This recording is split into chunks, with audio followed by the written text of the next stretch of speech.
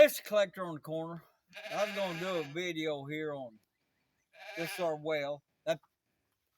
That hole's 450 foot deep in the ground there into the Sparta aquifer. But anyway, over the decades, me and Debbie have had our share of pump troubles. If there's one thing I hate, is for her to say, Randall, the water's not working. I don't have any water. It's always the inopportune time when that thing breaks, it's cold or something. It never happens in a pretty day or pretty weather.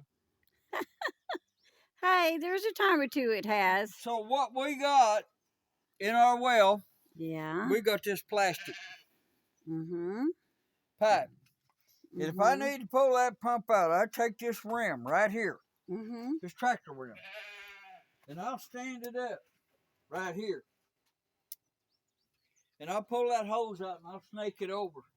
And we'll hook it up high on the seat on that M-Farm all tractor.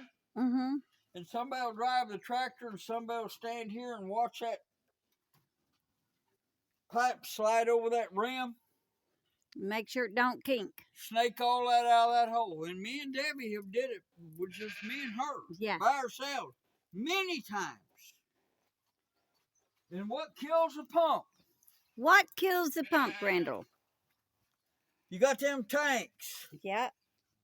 Air bladder tank. And something happens to that tank, the bladder will go bad or something. Or it'll get waterlogged, that pump will sit there and kick on and off, on and off, on and off. And that's what kills them submersible pumps. And we used to put a submersible pump in here and run the wires up over the set of controls. There's a capacitor in there and that, Expensive pump, run it in there, and they'd go out. I don't know, seemed like last a year or two. But when we first put a pump down in this well, I had an old pump that I gave $6 for at the auction. It didn't have a set of controls. 220 pump, had the capacitor and everything in the pump. Wasn't down in the well. And it lasted 9 years. And I got to thinking about that. And what we used to do to try and keep that pump from kicking on and off, this right here is a pressure regulator. We'd put that in there, and okay, I'd try to keep 60-pound pressure on that line and then reduce it down. Before it went in the house, I'd reduce that thing down to about 35. Keep from blowing your sink faucets and everything out. So I put that pressure regulator on there. And then we'd buy these tanks right here. High dollar. And something would happen to them. I know. They'd rust out. Or the bladder would go bad in them. They're all made. They ain't any good. They're all made somewhere in India or someplace. They ain't like the old Myers pumps tanks you used to get years ago that was good. And the pumps the same way. They're old cheap pumps. They ain't that good. Okay. The last time we lost a pump, thanks to YouTube and the internet, yes, I'd watched some stuff, and there's a guy in California invented something that looks like a pressure regulator right there. That right there. That red thing. Boy, I got in that electric car. It's hot. You ought to have a top I ought to on put it. the cover on it, shouldn't I? Yes, you should. Anyway, that right there is called a cycle stop valve. Cycle stop valve. Say that twice. Cycle stop valve. 3 times fast. And what it does, when you turn this faucet on, even just to get a glass of water, that pump don't kick on and kick off. No. It pulls that pressure switch into thinking that you ain't got any pressure. That pump will stay running until you turn that faucet off. If you turn your garden hose on to water your garden, it'll trickle. It'll keep that pump idling along, just running. It ain't kicking on and off. It'll never kick on and off no more. And if you put a cycle stop valve on here, look here, Debbie. Get started. All you need for an air bladder tank is one of them little bitty tanks like that right there. That's all you need. And the pump we put in there was a cheap one, and it's 220. And it don't have no up and down controls. The only controls there is this right here, the switch.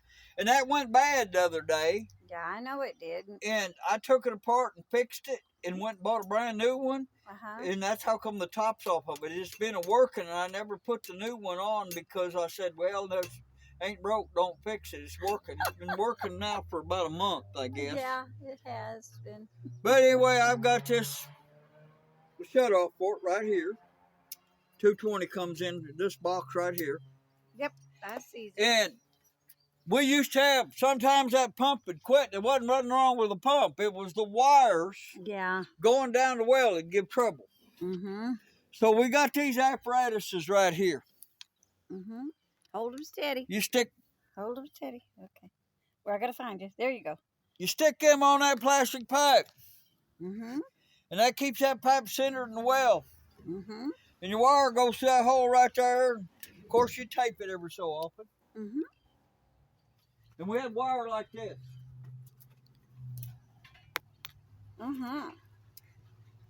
There's a red wire and a yellow wire and a black wire on there. And then you bought some new wires. Anyway, and what would happen, that wire gets old.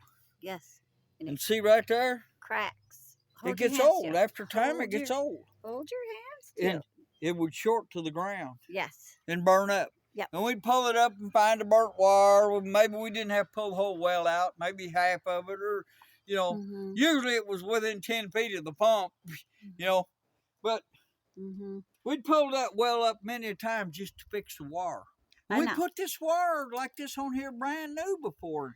It somehow rubbed or something happened. We got one of them expanded deals on the pump that keeps the pump when it starts from torquing inside the pipe and twisting. We got that on there, along with them plastic pieces. We bought this wire right here.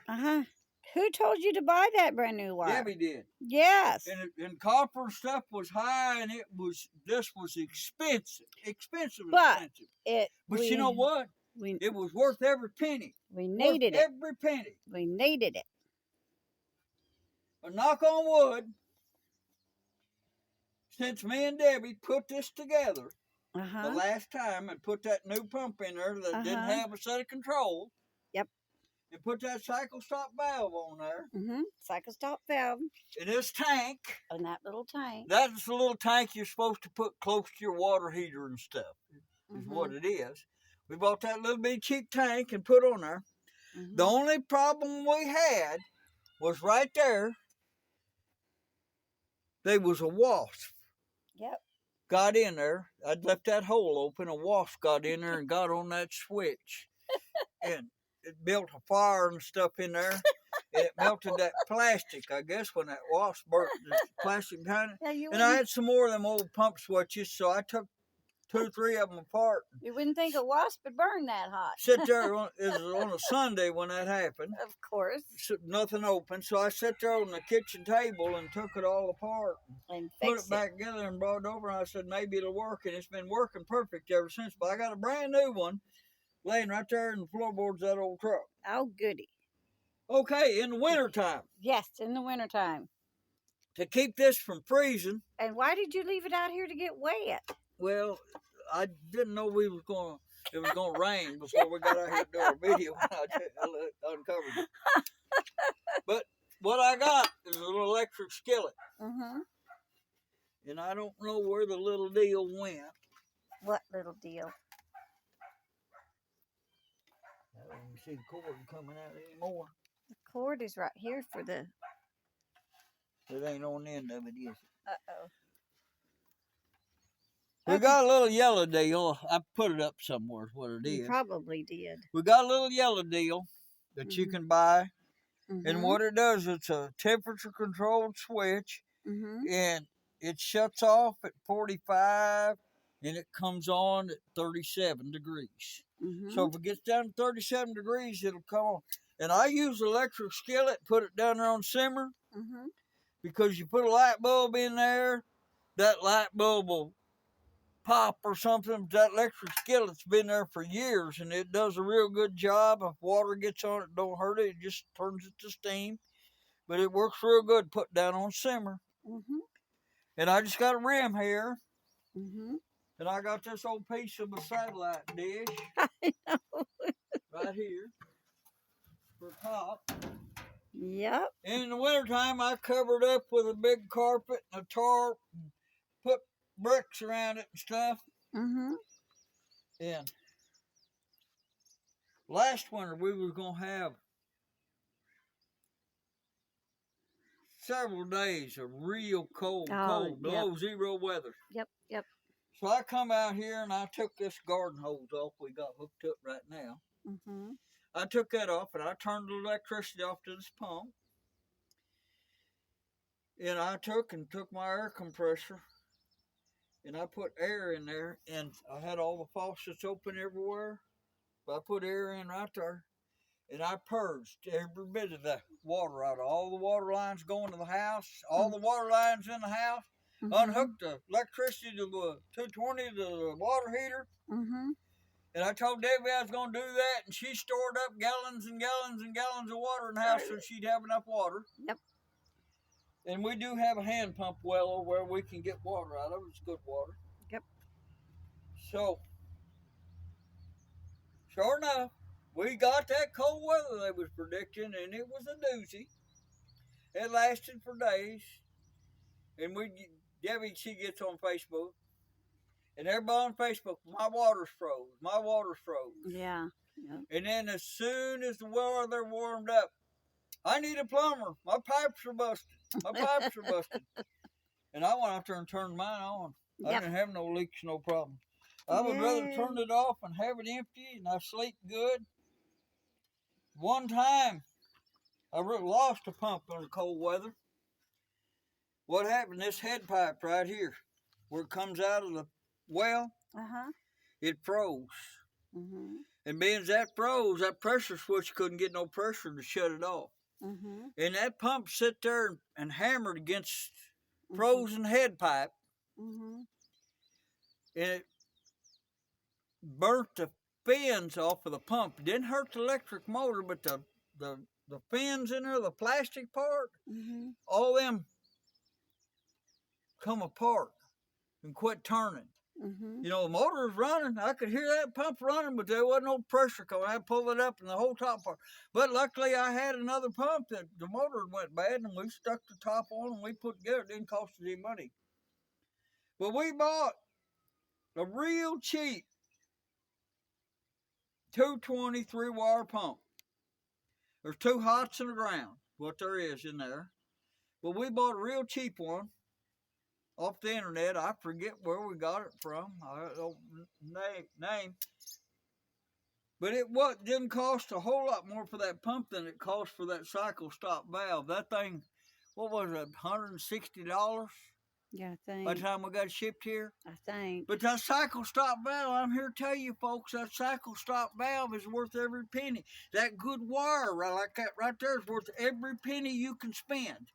If you don't like pulling pumps, if you got to pull that yourself, them 2 items right there is worth every penny you spend. And I like that little bitty and airbag. a strong friend. I like that little bitty tank. We haven't had to put air in this tank. Haven't had to do anything to this airbag tank. Nope, have not. And that pump don't sit there and kick on and off. I guarantee you, one of the kids or somebody's been in there and flushed the toilet and did all kinds of stuff. Or playing in the water like they do. Or playing in the water like they do. Yeah. And I guarantee you that you don't hear this pump just kicking on and off. I can water the garden. Full blast or part blast or just a trickle. I'm going to have to go to the house but and it just, find out who's playing in the water. You know, it's just stuff I've learned over the years that I didn't know. And I hope it'll help somebody. You know, if it wasn't for the internet, I wouldn't ever know about a cycle stop valve. But some guy in California invented them. And he's got the patent to it, and he manufactures them himself. Mm-hmm. And you got to buy them directly from him. You won't find one of these in Home Depot or any of them big box stores or anywhere. You got to get on the internet and buy it directly from him. And it's called a cycle stop valve. If you do internet search for cycle stop valve, you'll be able to get one of them. Mm-hmm. One time, over at the other place, somehow or another, we lost control of it and dropped that submersible pump in the pipe down in the well. And the well was 205 foot deep, and we had that old pump set at about 150 foot deep. And when it was down the bottom of the well, and my middle son took an old pitchfork and heated it up, and he bent it and made a 3-prong grapple hook. Mm-hmm.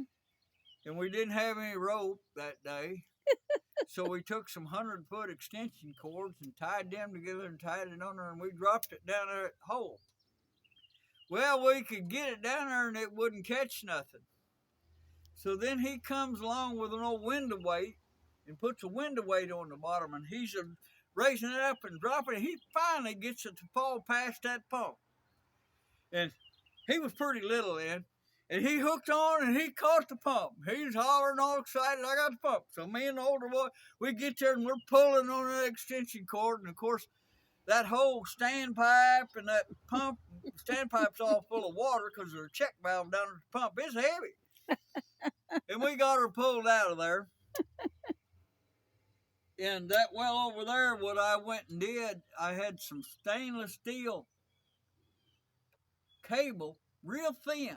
Mm-hmm. It was aircraft cable. They told me it come out of a big jet airplane or some kind of big plane that it worked the flaps and all that. Mm-hmm. But I had several hundred feet of that. So I hooked that cable on there and I rigged up a windlass.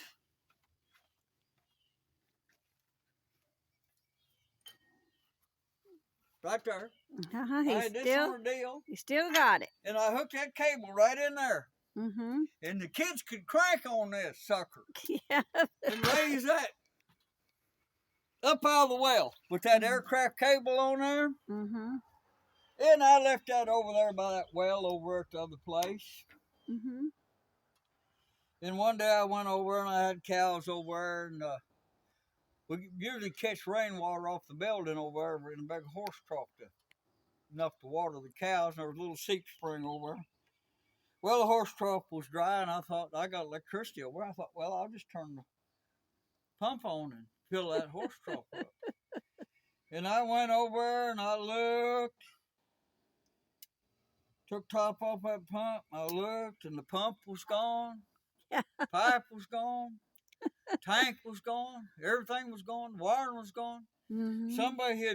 I made it real easy on that crank handle was laying right there for them to hook on and crank up. I took the aircraft cable and all. Well, your own. Stole the whole 9 yards. So I know. No trespassing don't mean nothing to thieves. So that well over there is gone. It's just a well. But what it else got in it, and I need to fish it out somehow. At the very bottom, there's a bucket. I know. One of the well buckets you put on a rope. I know. We was using that, and I don't know, rope come untied or something. Well, I'm here to tell you that it takes a lot of work to use a well bucket to get water to make we had a pulley and a rope. To make a pitcher of tea. It takes a lot of work. We was broke and didn't have no money. And what's different from then and now? Yeah. But anyway, we were bailing water with that well bucket, and it wound up in the bottom of the deal. I know. Anyway, but it's still there. We filled with jet pumps, and we filled with submersible pumps, and all that, and it just depends. This well here is 75 foot down to the static water level. Mm-hmm. Most of the time. Uh-huh. But around this time of year, It's drilled into the Sparta aquifer. Around this time of year, they'll go to irrigate down the Black River bottoms. Over here about 7 miles of crow flies. And when they do, that static water level will drop. They can pump it down a lot lower. But we've got an old hand pump hammered well over there, and it's got a 12-foot static water level, and it never drops. But it's fed by a spring, and they hit that spring at 12 foot, and it's just a trickle. And they hammered down another 250 foot and didn't hit no more water.